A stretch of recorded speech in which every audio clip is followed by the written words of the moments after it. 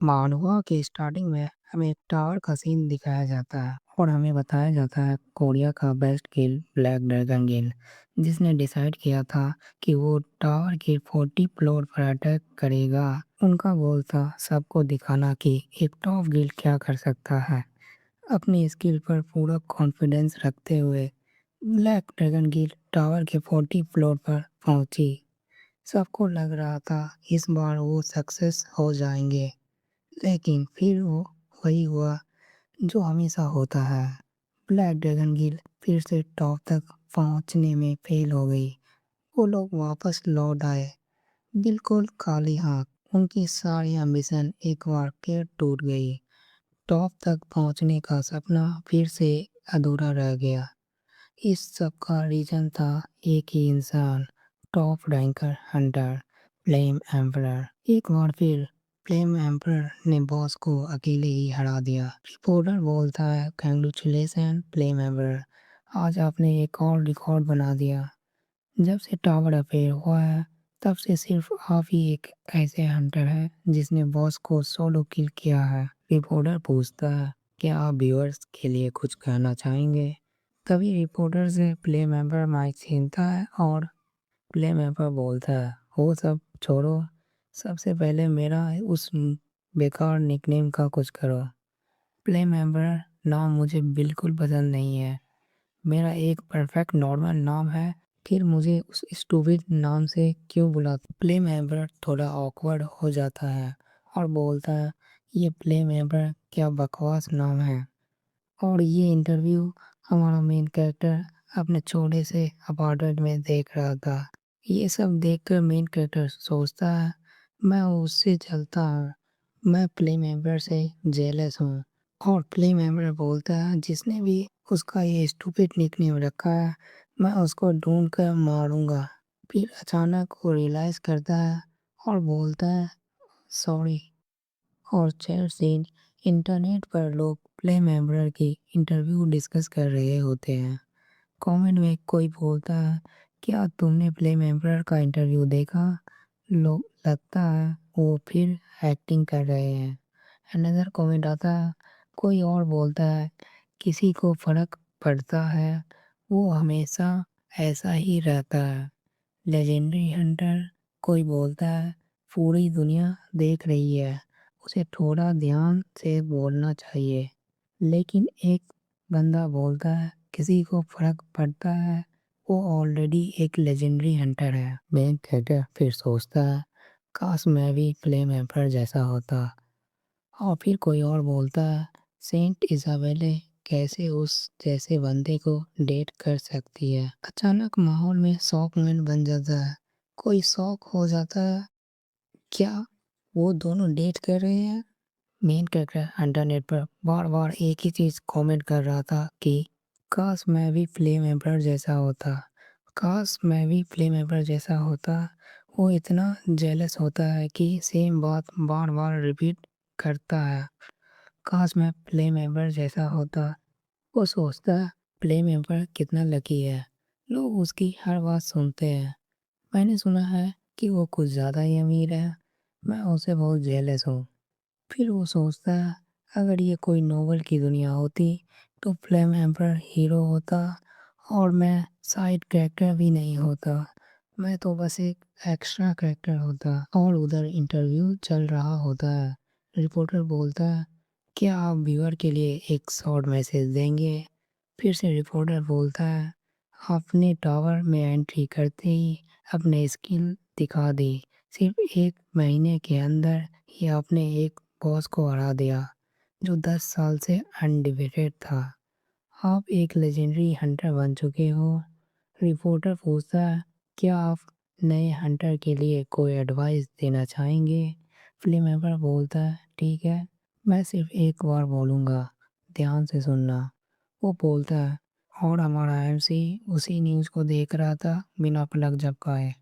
कुछ लोग लकी पैदा होते हैं, और अगर तुम सक्सेस भी हो गए तो ये मत सोचना कि तुम मेरी बराबरी कर सकते हो, क्योंकि अगर तुम मेरे रास्ते में आओगे तो मैं तुम्हें मार दूंगा। रिपोर्टर शॉक हो जाता है। फ्लेम एम्परर और हमारा मेन कैरेक्टर टीवी देख रहा होता है। उसे प्ले मेंबर का एटीट्यूड बिल्कुल पसंद नहीं आता। उसे लगता है कि वो सिर्फ सक्सेसफुल होने की वजह से सबको नीची नज़रों से देखता है। हीरो के अंदर गुस्सा और जलन दोनों बढ़ जाता है। हीरो सोचता है, अगर मेरे पास भी प्ले मेंबर जैसी स्किल होती तो मैं इस छोटा स्टूडियो में नहीं रहता। लोग मुझे स्किललेस अब क्लास हंटर करके इंसल्ट नहीं करते। यहाँ से इसकी जेलसी और स्ट्रॉन्ग हो जाती है। मेन कैरेक्टर गुस्से में अपनी दीवार पर लगी अखबार को नोचने लगता है और हीरो एक्सेप्ट करता है कि वो बहुत ज़्यादा जेलस है। लेकिन सिर्फ जेलसी नहीं, वो खुद भी सक्सेसफुल बनना चाहता है। वो अपनी मेहनत से कुछ अचीव करना चाहता है। अचानक उसके सामने कुछ अफेयर होता है। एक ऐसी चीज़, वो शौक हो जाता है जो उसने सिर्फ वीडियो में देखा था। उसके सामने एक स्किल कार्ड अफेयर होता है। स्क्रीन पर मैसेज आता है, ये जेलसी सोच तुम्हारी जेलसी से प्रभावित होकर टावर तुमको एक स्किल दे रहा है। और मैसेज आता है, the tower is impressed by your strong will. The tower reward you for your relational training. Screen पर मैसेज आता है, the tower congratulation you for your achievement. Hero शौक में है लेकिन खुशी भी है। उसे लगता है कि फाइनली उसकी मेहनत रंग लाई है।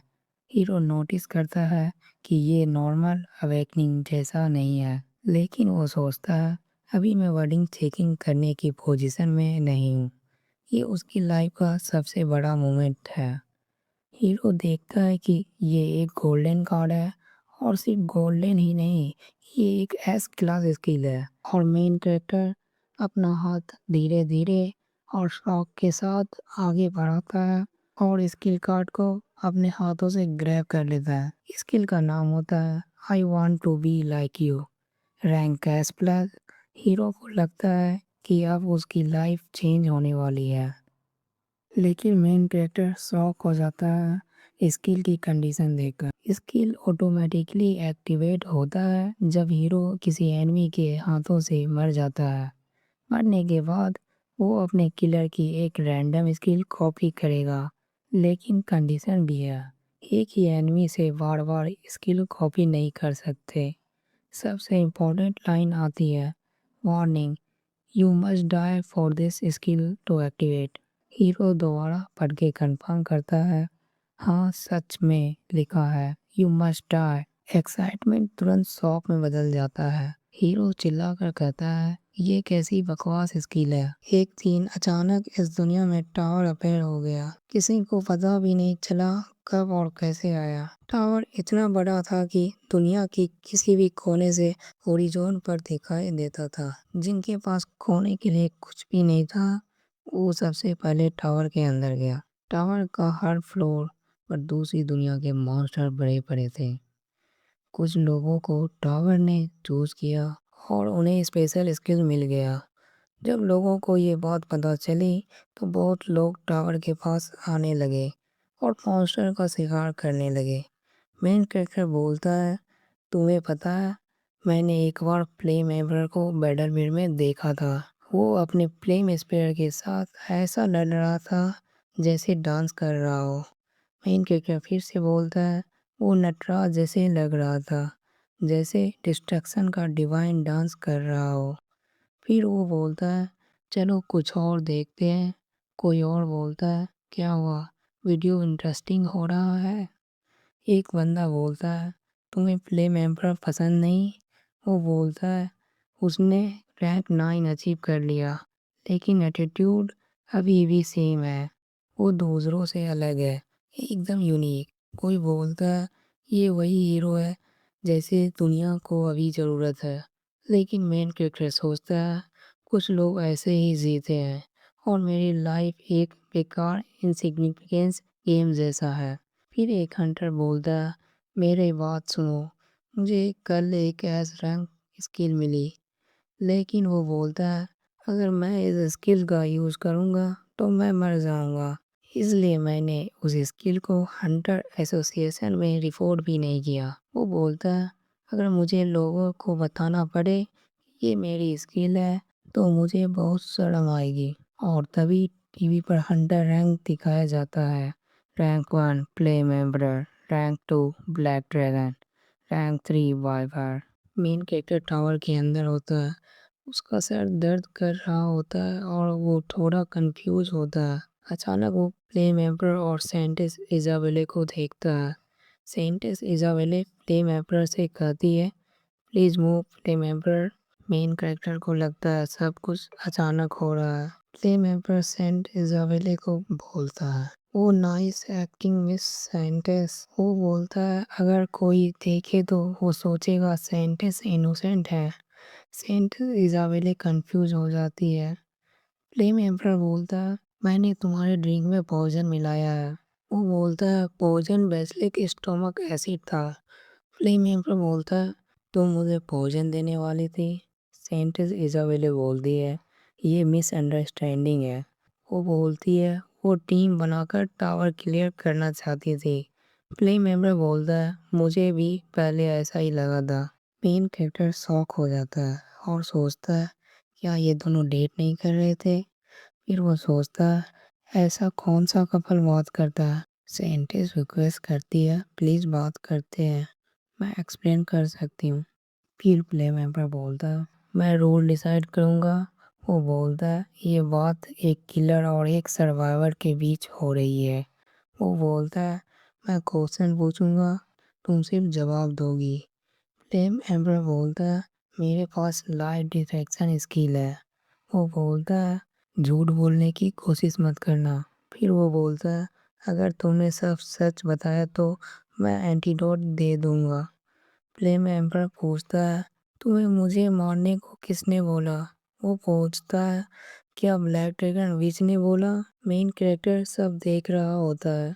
वो सोचता है flame emperor S rank hero है, लोग उसे हीरो मानते हैं। मेन कैरेक्टर सोचता है ये ह्यूमैनिटी का हीरो है। प्ले मेंबर बोलता है गुड बाय सेंट इजाबेले। सेंट इजाबेले चिल्लाती है, प्ले मेंबर सेंट इजाबेले को मार देता है। मेन कैरेक्टर शॉक हो जाता है। वो समझता है प्ले मेंबर मर्डर है। मेन कैरेक्टर डर जाता है, वो भागने लगता है। वो सोचता है ये हीरो नहीं साइकोपैथ है। वो सोचता है सेंट पहली विक्टिम नहीं थी। वो सोचता है फ्लेम एम्पर ने शायद दर्जन या 100 लोगों को मारा होगा।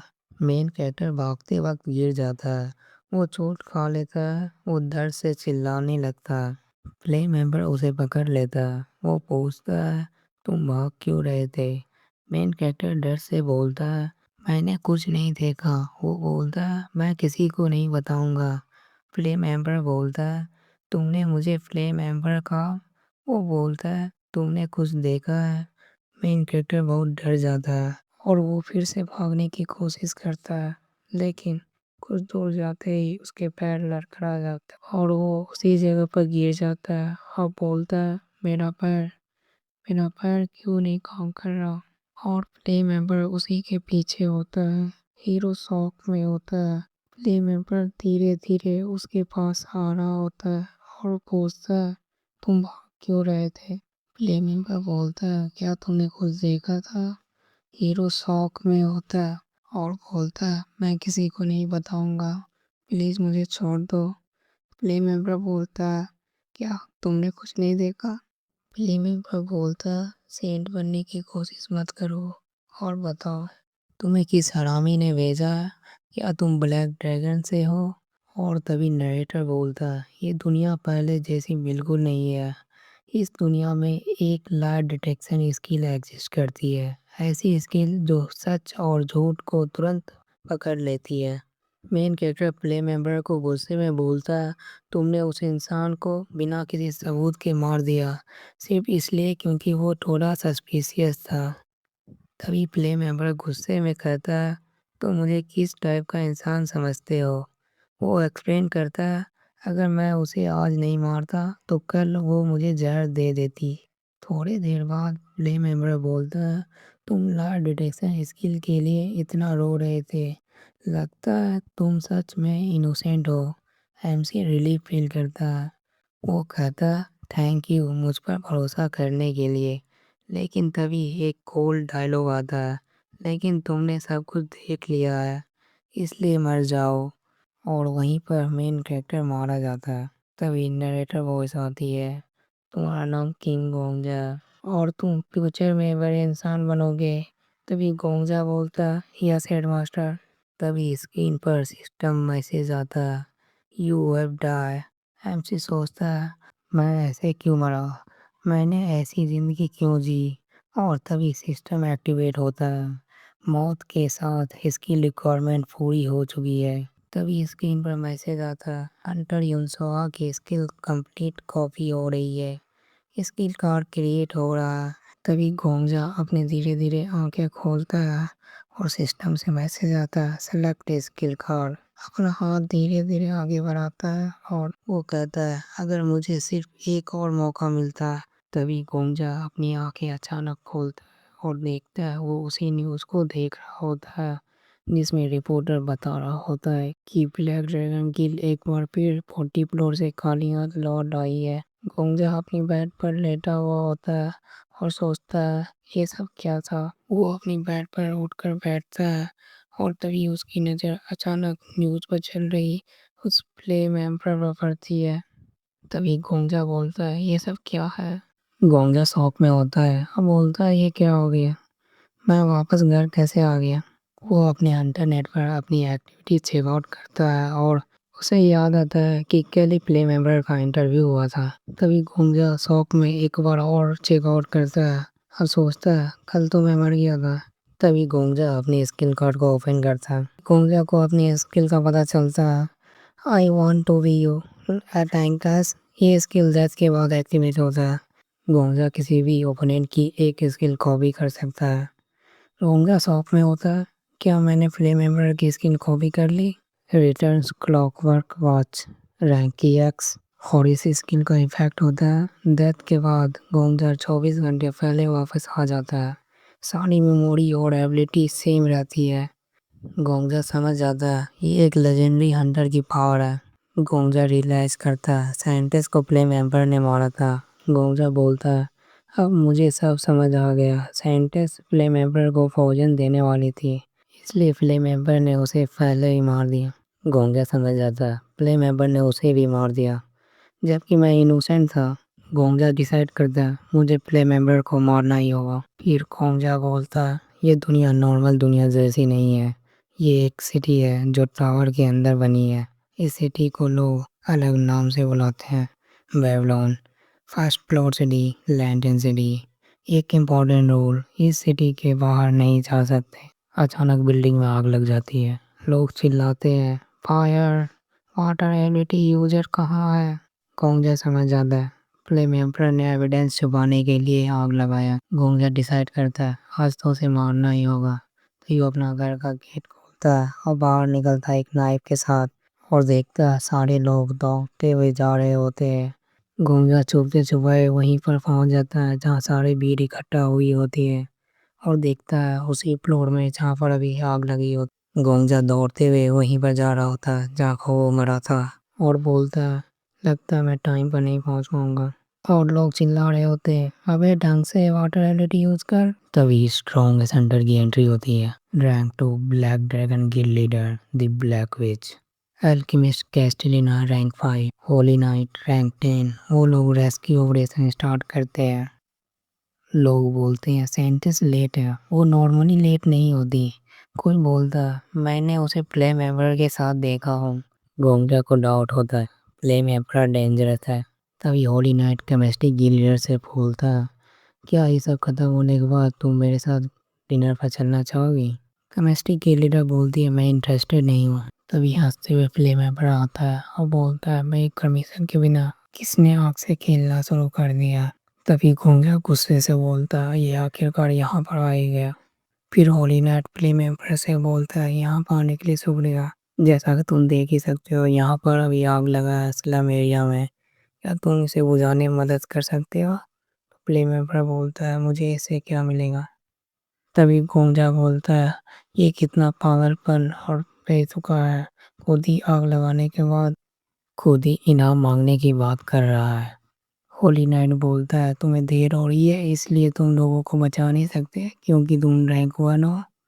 प्ले बोलता है मुझे ये सबसे फर्क नहीं पड़ता और फिर जाने लगता है और घूमजा प्ले मेंबर को अपने साइड से जाते हुए देखता है और बोलता है हर कोई प्ले मेंबर को जानता है कि ये थोड़ा सनकी है, लेकिन मैं जानता हूँ कि इसका दूसरा चेहरा भी है जो किसी को अपने से आगे जाने देना नहीं चाहता क्योंकि सनकी किलर है।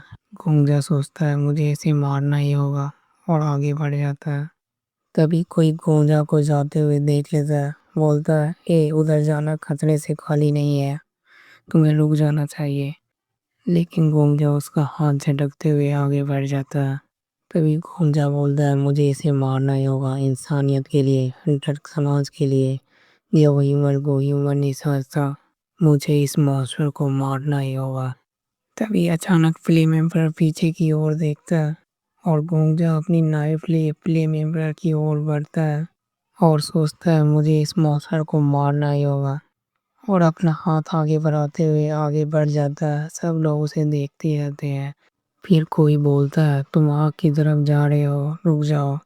गोंजा लेकिन आग में कूद जाता है, चिल्लाता है और सोचता है मुझे ये सब करना ही होगा उस मॉन्स्टर को मारने के लिए और बोलता है ये कुछ ज्यादा ही गर्म है।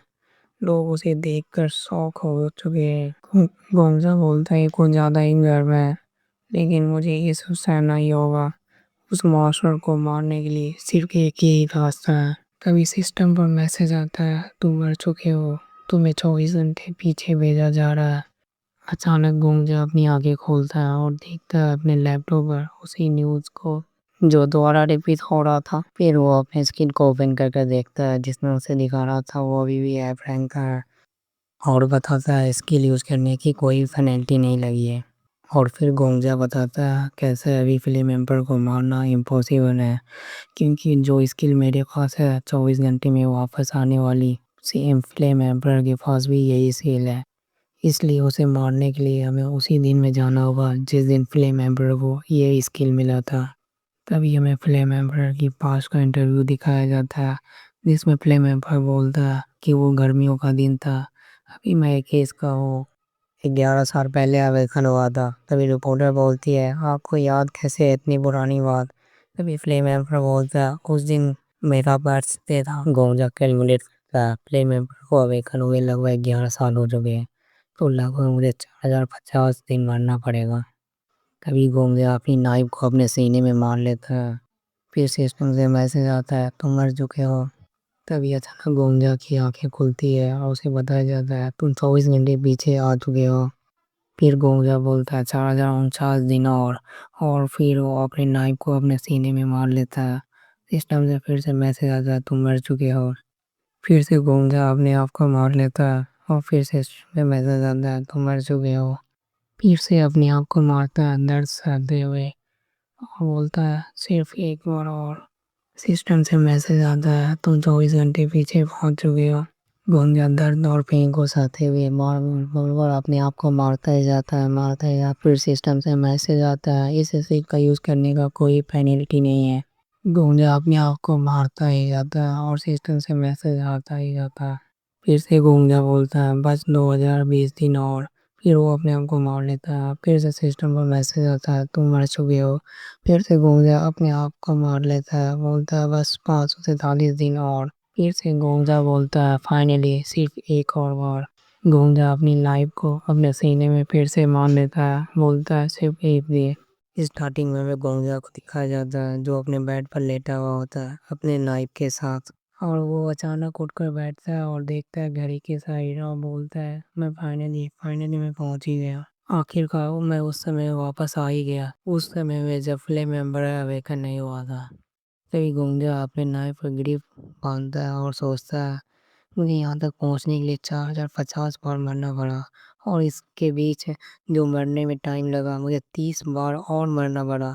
इतनी बार मरने की वजह से मेरा शरीर और दिमाग दोनों थक चुका है, लेकिन मुझे ये सब सहना ही होगा, मुझे उस मॉन्स्टर को मारना ही होगा, मुझे उस मॉन्स्टर फ्ले मेंबर को मारना ही होगा, इस दुनिया से हमेशा के लिए मिटाना ही होगा। गोंजा अपने पैरों पर खड़ा होता है और दरवाज़ा खोलकर तेजी से आगे बढ़ जाता है और सोचता है मुझे उसे मारना ही होगा। अब वक्त है अपने शिकार का शिकार करने का। नेक्स्ट सीन में दिखाया जाता है 11 साल पहले 6 मई 11 बजा था और गोंजा अपार्टमेंट के बाहर खड़ा होकर प्ले मेंबर को ही देख रहा होता। तभी अचानक प्ले मेंबर का रिंगटोन बजता है, बीप बीप। प्ले मेंबर अचानक उठता है, बोलता है मेरा सर इतना दर्द क्यों दे रहा है। सोचता है वो रात में मैंने लगता पी थी। और गोंजा बोलता है मैं इस दिन को 10 से भी ज़्यादा बार जी चुका हूँ, सिर्फ एक परफेक्ट प्लान बनाने के लिए। गोंजा बोलता है वो सुबह 9 बजे अपने छोटे से अपार्टमेंट में उठता है। ये बिल्डिंग स्पेशली ए प्लस हंटर के लिए बनी है, मतलब दुनिया के सबसे वीक हंटर के लिए। और 3 बजे वो टावर के सेकंड फ्लोर पर हंटिंग के लिए जाता है, जहाँ उस स्लाइम को मारने का काम करता है। प्ले मेंबर एक स्लाइम को मारते हुए बोलता है ये काम कितना बोरिंग है, रोज रोज बस स्लाइम को मारना। प्ले मेंबर सोचता है कब मेरी लाइफ चेंज होगी, कब मैं शॉर्ट सेन जैसा हीरो बनूंगा। गोंजा सोचता है ये तो सिर्फ 21 साल का एफ क्लास हंटर है और सोच रहा है golden card S rank skill पाने के सपने देखता है। प्ले मेंबर विश करता है क्या मैं लॉटरी या कुछ ऐसा ही जीत सकता हूँ, या कम से कम ऐसा इसके लिए मिल जाता। गोंजा सोचता है नॉर्मली ये विश एक हफ्ते बाद पूरी हो ही जाने वाली थी। फिर एक स्लैम को काटते हुए बोलता है लेकिन मैं ऐसा कभी होने नहीं दूंगा, क्योंकि ऐसा फ्यूचर कभी आएगा ही नहीं। गोंजा स्लाइम के ब्लड को अपने शरीर पर लगाता है ताकि अपने प्लान को एग्जीक्यूट कर सके। और बोलता है प्ले मेंबर 5:30 बजे टावर के 6th फ्लोर पर जाता है ताकि अपने आप को स्ट्रांग बना सके। अब सीन चेंज होता है, प्ले मेंबर सोचता है स्लाइम का हंट करना फ्यूचर के लिए यूजलेस है, इसलिए मुझे स्ट्रांग बनना है तो अगले फ्लोर पर जाना ही होगा। प्ले मेंबर डिसाइड करता है कि वो 6th फ्लोर पर जाएगा। नॉर्मली एप प्लस हंटर वहाँ जाने की हिम्मत भी नहीं करते। प्ले मेंबर टेलीपोर्ट गेट के सामने जाता है और वो 6th फ्लोर हंटिंग ग्राउंड पर टेलीपोर्ट हो जाता है। प्ले मेंबर सोचता है यहाँ का एटमॉस्फेयर काफ़ी साइलेंट और डेंजरस है, हर तरफ पानी की टपकने की आवाज़ें आ रही होती है। और बोलता है सिस्टम के हिसाब से मैं यहाँ 36 मिनट तक अकेले ही रहूँगा। तभी गोंजा पीछे से आवाज़ देता है excuse me mister Hunter. Play member थोड़ा सरप्राइज होकर पीछे देखता है। वो देखता है उसके सामने एक इंजर हंटर खड़ा हुआ है। तब थोड़ा गोंजा घबरा कर बोलता है प्लीज क्या तुम मेरी मदद कर सकते हो। गोंजा बोलता है कि उस पर वुल्फ ने अटैक कर दिया था, उसके पास हीलिंग पोर्शन नहीं है, क्या तुम मुझे हीलिंग पोर्शन दे सकते हो। प्ले मेंबर थोड़ा शॉक होकर बोलता है क्या तुम्हें यहाँ के मॉन्स्टर से ऑलरेडी फाइट कर चुके हो। अगर मॉन्स्टर ऑलरेडी मर चुके हैं तो आज का मेरा कोटा तो पूरा होगा ही नहीं, मतलब मुझे कोई रिवॉर्ड या मनी नहीं मिलेगा। गोंगा रिक्वेस्ट करता है कि प्लीज़ मुझे एक पोर्शन दे दो। फ्ली मेंबर सोचता है अगर मैंने इसे पोर्शन दे दिया तो मेरी आज की अर्निंग और सारी मेहनत वेस्ट हो जाएगी। फ्ली मेंबर उस हंटर से पूछता है तुम इस पोर्शन के लिए कितना देने के लिए तैयार हो। गोंगा थोड़ा कंफ्यूज होके बोलता है क्या। फ्ली मेंबर फिर से पूछता है पोर्शन चाहिए ना तो बताओ कितना पे करोगे। प्ले मेंबर उसे याद दिलाता है कि आज मेरा हैंड ऑलरेडी खराब हो चुका है और तुम चाहते हो कि मैं इतना महंगा पोर्शन फ्री में दे दूँ। तो गोंजा थोड़ा घबरा कर बोलता है यार कि मैं गिल लिए तो 20 गोल्ड में ही बेचती है, मैं तुम्हें 20 गोल्ड दे दूंगा। प्ले मेंबर थोड़ा सार्कास्टिक टोन में बोलता है लगता है तुम मेरी बात समझ नहीं रहे हो। प्ले मेंबर फिर से पूछता है क्या 20 गोल्ड ही तुम्हारी लाइफ का वैल्यू है। गुंज और ज़्यादा पैनिक हो जाता है और बोलता है हाँ ठीक है 40 गोल्ड दे दूंगा।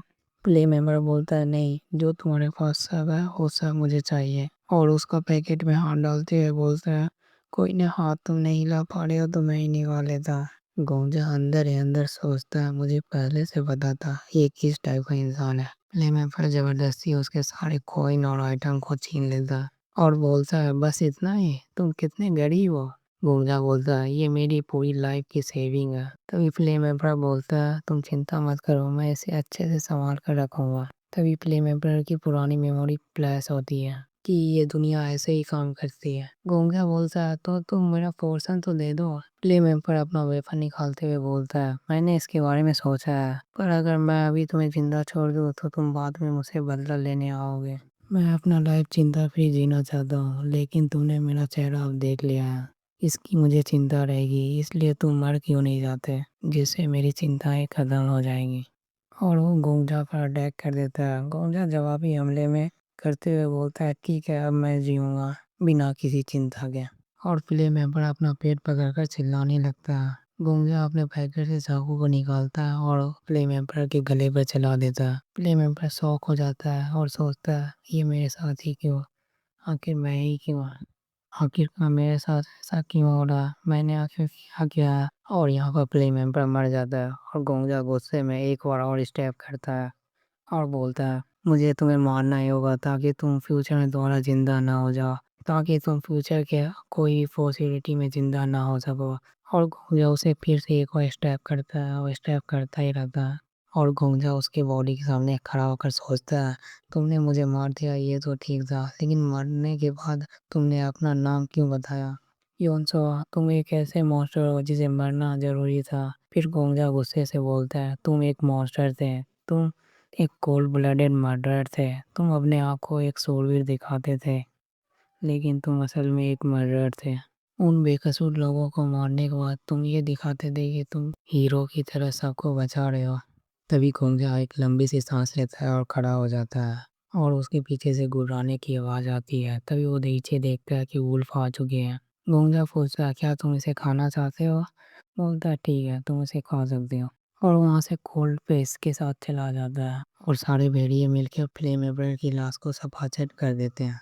फिर गोंजा मिट्टी के ढेर के पास पहुंचता है और तभी गोंजा एक जगह पर गड्ढा खोदता है और वहाँ से बैग और कुछ पानी की बोतल निकालता है और अपने कपड़े चेंज कर सारे खून से सने कपड़े वहीं पर जमीन के अंदर गाड़ देता है और सोचता है फाइनली ये खत्म हुआ, अब मुझे फ्लोर वन सिटी में जाना चाहिए। जैसे ही गोंजा फ्लोर वन सिटी में पहुंचता है तो वहां पर गार्ड कर रहे सिपाही को देखकर गोंजा डर जाता है। गोंजा डरते हुए गार्ड कर रहे सिपाही के बगल से निकल जाता है और कुछ दूर आगे बढ़ने के बाद बोलता है फाइनली ये सब खत्म हुआ, और सोचता है कि किसी को ही पता नहीं चलेगा कि वहां पर क्या हुआ।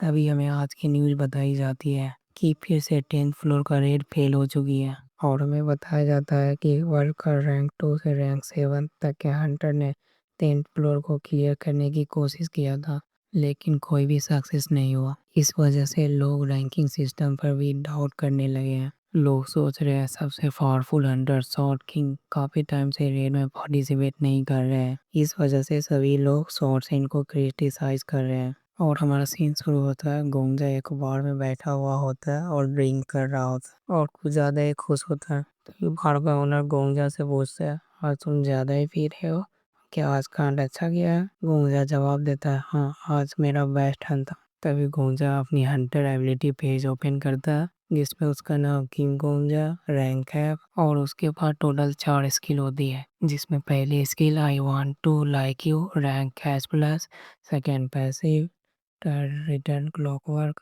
पोल वह चाहिए जो पैसिव है। गोंजा अपनी स्किल देखकर खुश भी है थोड़ा कंफ्यूज भी, क्योंकि उसके पास कोई भी ऑफेंसिव एबिलिटी नहीं है। वो सोचता है मैं क्या ज़्यादा ही ग्रीडी हो रहा हूँ। गोंजा सोचता है अगर वो चाहे तो हायर फ्लोर का सीक्रेट की इंफॉर्मेशन सेल कर कर अमीर बन सकता, इससे वो मर्चेंट गिल्ड की लॉटरी भी जीत सकता। गोंजा कहता है अब मेरी लाइफ चेंज हो गई है और वो कुछ ज़्यादा ही हंस रहा होता। तभी वहाँ शॉर्ट सेंट की एंट्री हो जाती है। शॉर्ट सेंट वहाँ एंटर होते ही बोलता है प्लीज़ मुझे मिल्क दीजिए, मिल्क के अंदर थोड़ा वोडका और शुगर मिला लीजिए, लेकिन मिल्क थोड़ा वार्म होना चाहिए। फिर शॉर्ट किंग अंदर आते हुए बोलता है ये ज़्यादा अच्छा होगा कि आप शुगर की जगह हनी इस्तेमाल करें। तभी गोंजा बोलता है सॉरी सर मैं यहाँ का बारटेंडर नहीं हूँ, और सोचते हुए बोलता है क्या ही स्ट्रेंज आदमी है, मुझे सिर्फ अपने बिल की चिंता करनी चाहिए, मुझे इसकी चिंता नहीं करनी चाहिए। तभी उस बार के अंदर कोई बोलता है क्या सच में ये वही है। फिर कुछ लोग बोलते हैं हाँ मैंने इसे टीवी पर देखा है, ये रैंक 100 शॉर्ट किंग है। फिर सभी लोग बातें कर रहे होते हैं कि शॉर्ट किंग हंटर की पार्टी को ज्वाइन क्यों नहीं कर रहे। तब गोंजा अचानक शॉक हो जाता है और उसे याद आता है मैंने तो इसे टीवी पर देखा था, ये तो शॉर्ट सेंट है, ये यहाँ पर क्या कर रहा है।